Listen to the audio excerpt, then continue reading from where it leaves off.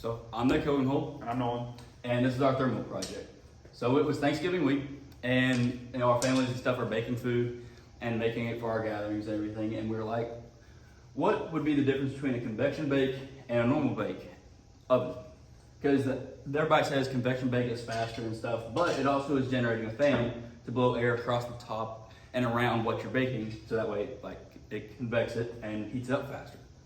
So we wanted to see what the power usage of each one of these was, and also how much time it is, how much time it takes, so that way we could figure out which one is more efficient for you. So for our experiment setup, we decided to use brownies for baking to test the efficiency.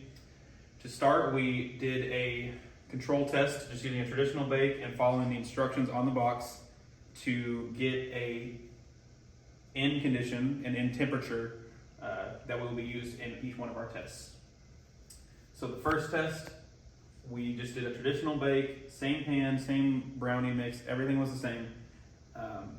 And it took 30 minutes to get to the end temperature. We did the same thing, same pan, same recipe, everything on convection bake, and it took 25 minutes total to get to the desired temperature.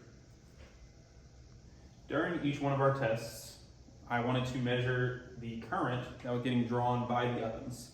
To do this, I had to go to my breaker box because the wire to the oven is bidirectional. That has the wires coming in and going out. So you can't measure current across it using an amp clamp like I was trying to do. So I went to my breaker box and measured the voltage across one of the breakers just to verify that it was a constant 220 voltage, which it was.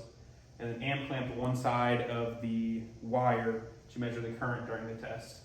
I measured it in 10-second intervals across the entire test to get the total amount of power used. So to get the total power used by each bake, traditional bake and convection bake, we took the current through each interval and multiplied it by the constant voltage of 220, because the voltage times an amp is a watt. And then we also divided that by 1,000 to get kilowatts. And then we multiply that by the time it took, so it was in seconds. Then we divided that by 3,600, because that's how many seconds or an hour to get kilowatt hours. The reason being is because a kilowatt hour is normally what energy is measured in, especially in your homes and buildings and stuff.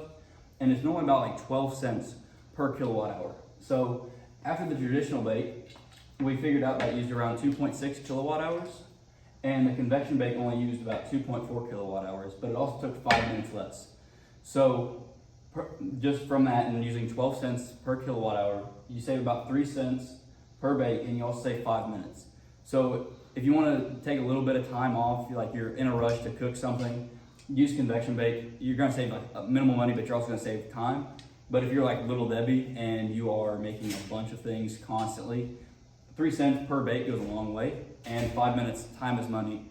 So they're going to be producing them quicker, which means they can produce more in a day and they can make more profit. And they also taste better. Convection bake is definitely the way to go.